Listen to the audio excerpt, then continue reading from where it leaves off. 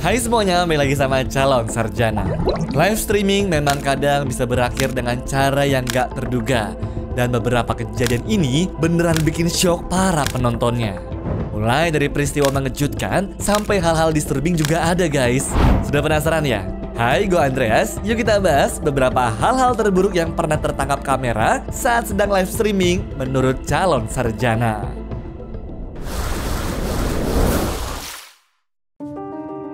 Nomor 6. Tetsu. Gak semua orang punya waktu, niat, atau tenaga untuk mendaki Gunung Fuji ya. Jadi pada tahun 2019 kemarin, seorang live streamer terkenal bernama Tetsu berusaha ngerekam kegiatannya sedang naik gunung itu teman-teman. Apalagi dia benar-benar ngerekam dari bawah sampai atas juga. Sayangnya, live streaming yang awalnya untuk seru-seruan ini malah berujung jadi video yang sangat tragis. Iya, saat masih live, video terakhir yang terekam tuh adalah ini.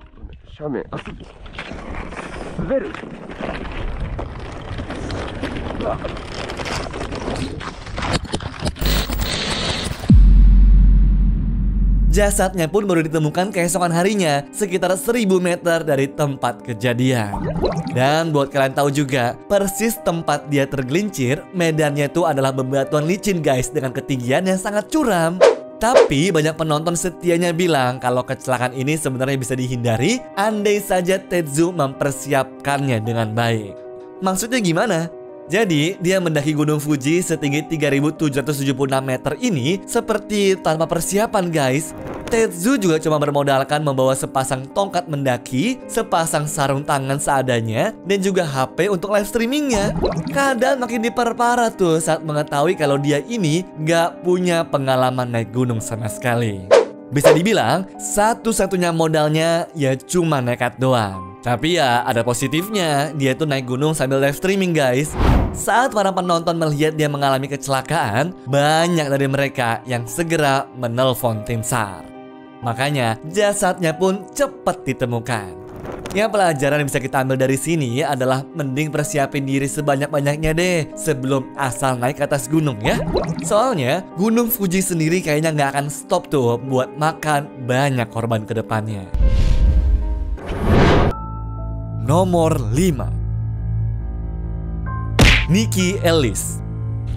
Berikutnya ada kasus dari seorang live streamer Twitch dengan user Sejidin yang bernama asli Nikki Ellis ini yang kerampokan waktu lagi live main Dota 2. Kalian lihat dulu deh rekamannya. Actually, I don't have space for it. Oh, what the hell? TP back home. What are you doing? TP. Please TP. Let's get boots.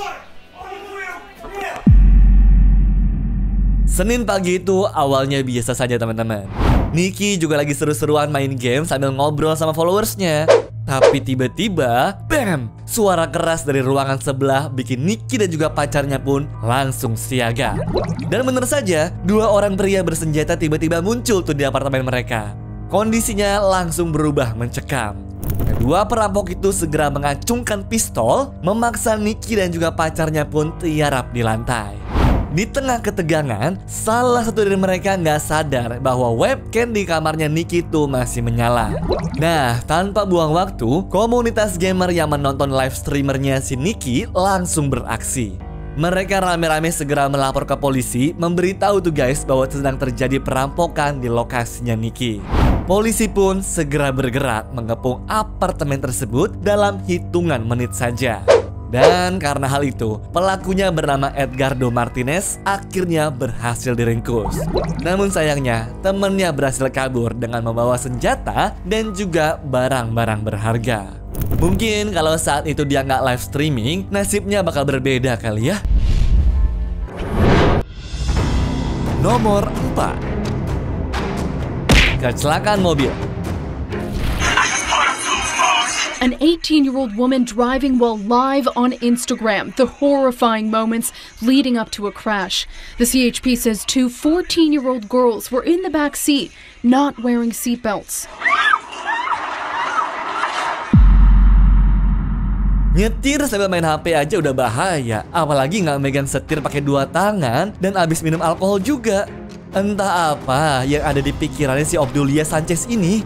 Cuma semua kerebelannya ini muncul karena dia pernah ngalamin penganiayaan di usia muda dari salah satu anggota keluarganya guys.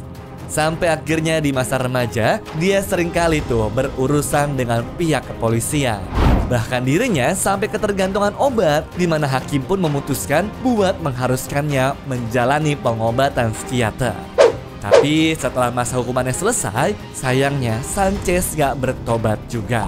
Dia malah bikin masalah lain, di mana kali ini gak buat saudaranya yaitu Jacqueline yang kebetulan jadi penumpang di sebelahnya berujung berakhir begitu tragis. Bahkan adiknya yang duduk di belakang ikut menderita luka-luka juga.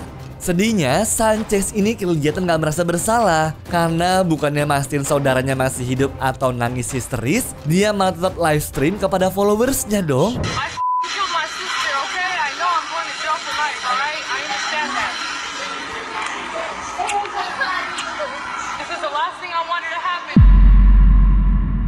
Gak habis pikir sih gue guys. Kayaknya orang waras kalau ada di kondisi kayak begitu lebih mentingin buat nyelamatin semuanya dulu baru megang HP lagi gak sih guys? Lagian sadis banget woi. Saudara-saudaranya meninggal dia malah bertindak seakan-akan gak terjadi apa-apa tuh guys. Ya menurut pengakuannya, dia ngelakuin itu semua buat mancing simpati rakyat sehingga followersnya bisa galang dana buat keluarganya yang tidak kaya ini.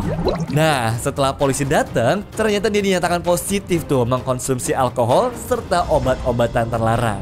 Ujung-ujungnya, Sanchez ngedapetin hukuman 6 tahun 4 bulan penjara dan dihujat oleh banyak orang guys karena tindakan mengerikannya itu.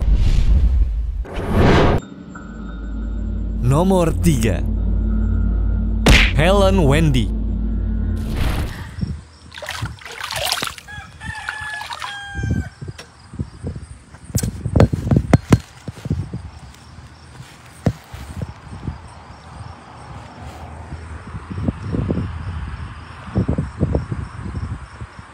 Yang seharusnya jadi hari menyenangkan buat wanita bernama Helen Wendy ini, sayangnya malah berujung malapetaka buat para keluarganya. Soalnya waktu dia berenang di kolam hotel tanggal 18 Agustus tahun 2022 kemarin, detik-detik kehilangan nyawanya itu malah disaksikan sama banyak orang guys. Kebetulan dia memang lagi live di Facebook.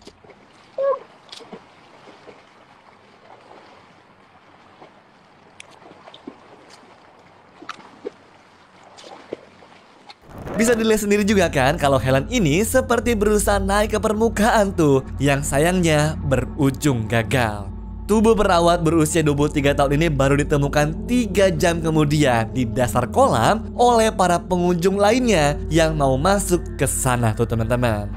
Kemungkinan besar dia ini tuh kayak nggak tahu gimana caranya berenang, namun nggak sengaja masuk ke dalam kolam yang bagian paling dalamnya guys.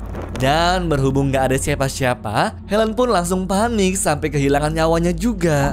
Aduh, kalau saja ada petugas di sana, kematian kayak begini seharusnya bisa dicegah dan gak perlu terjadi sama sekali kan? Nomor 2, Brittany Herring. Dari banyaknya orang jahat di dunia, kayaknya nggak ada yang lebih kejam dibanding Brittany Herring, Jordan Hill, Trace Faye Cooper, dan Tanisha Covington ini deh guys. Soalnya keempat sahabat ini gak cuma nyulik anak berkebutuhan khusus doang, tapi ngevideoin juga untuk dijadikan sebagai konten live streamingnya di Facebook tuh. Gila gak sih? Mana penculikan ini tuh dilakukan sama berhari-hari guys. Terus korbannya disunut pakai rokok, diikat di pojok ruangan, dipukulin, disuruh minum air toilet, kulit kepalanya dipotong, dan ada ujaran kebencian ke Donald Trump sebagai salah satu kandidat presiden pada waktu itu. Meskipun akhirnya sang korban berhasil diselamatkan dan keempat pelaku tadi dapat banyak dakwaan dari hakim, tapi selamanya video penyiksaan itu bakal ada di internet ya. Nomor 1, Pendeta Blink Bishop. Dari sekian banyak rekaman aneh yang sudah kalian tonton, di nomor terakhir ada pendeta yang terkenal dengan nama Blink Bishop. Jadi pendeta asal Amerika ini terkenal sebagai pendeta kaya raya yang mengaku punya rumah mewah, telah traveling keliling dunia, serta ngasih tahu ke jemaatnya kalau itu merupakan berkat Tuhan. Nah, menariknya di sini, suatu hari dalam salah satu khotbahnya yang disiarkan secara langsung, ternyata menunjukkan kalau dia disamperin perampok dan direkam dalam kamera juga. Orang gila macam apa coba yang sudah ngeliat kamera kayak begitu tetap ngelanjutin perbuatannya? Sang pelaku yaitu Saquon Polek untungnya langsung ditangkap dan menerima hukuman 7 tahun penjara setelah mengaku bersalah karena meraup duit sejumlah 6,2 miliar rupiah. Kirain setelah kejadian itu guys, semua hal di hidupnya bakal berjalan lancar-lancar saja ya. Tapi nyatanya malah bikin sang pendeta ini jadi perhatian masyarakat dan mulai penasaran dari mana asal-usul kekayaannya itu.